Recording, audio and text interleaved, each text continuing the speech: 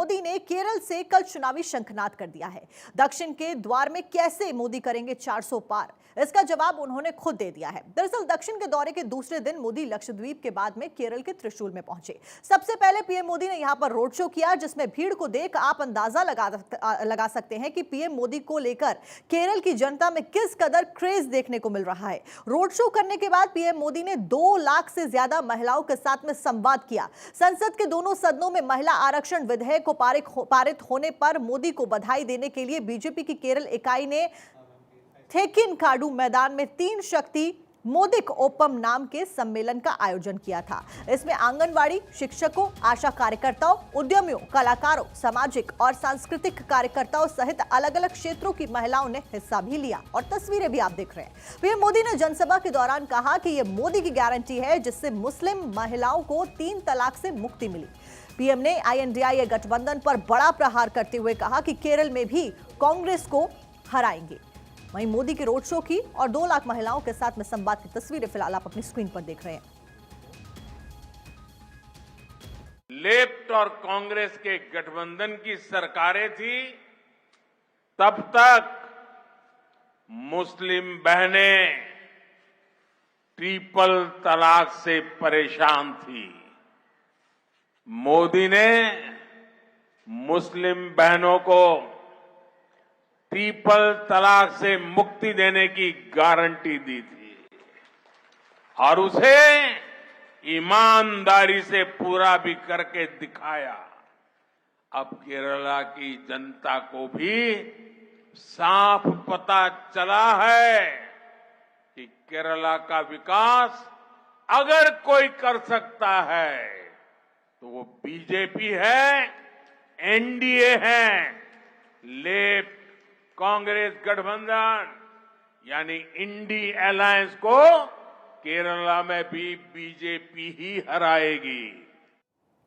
दक्षिण की चुनावी जंग जीतने के लिए बीजेपी और पीएम मोदी का कुछ वर्गों पर खासा फोकस है।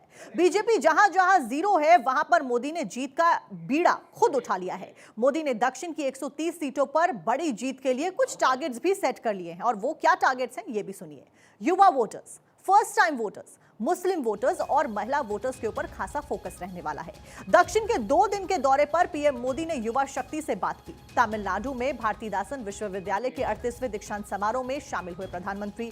इस बीच लक्षद्वीप में महिला लाभार्थियों से संवाद किया गया। लक्षद्वीप की आबादी में 96% यानी कि 96% आबादी मुस्लिम्स की है। वहीं केरल में रोड शो के बाद में पीएम मोदी ने शक्ति समागम में 2 लाख से ज्यादा महिलाओं से भी संवाद किया। 2 दिन के दक्षिण के दौरे में पीएम मोदी ने मानो तमिलनाडु, केरल और लक्षद्वीप की कुल 60 सीटों पर यह संदेश साफ दे दिया कि भारतीय जनता पार्टी हर बार की तरह इस बार हाल में जीत दर्ज के लिए चुनावी अखाड़े में उतरने वाली है। तो देखिए, केरल में कांग्रेस काफी एक्टिव है। केरल कांग्रेस और लेफ्ट का मजबूत गढ़ माना जाता है दक्षिण को। राहुल गांधी केरल के वायनाड से सांसद भी हैं। ऐसे में पीएम मोदी की केरल में मौजूदगी आईएनडीआईए गठबंधन की टेंशन बढ़ाने वाली थी। पीएम मोदी 2024 चुनाव के लिए केरल का समीकरण सेट करने के लिए पहुंचे और सेट भी कर दिया। केरल की 20 सीटों पर इंडिया गठबंधन को चुनौती देने के लिए बीजेपी तैयार नजर आ रही है। हालांकि भारतीय जनता पार्टी का प्रदर्शन केरल में अब तक अच्छा नहीं रहा है। साल 2014 के लोकसभा चुनावों में बीजेपी को कोई भी सीट नहीं मिली थी और साल 2019 में चुनाव में भी बीजेपी का खाता नहीं खुला था।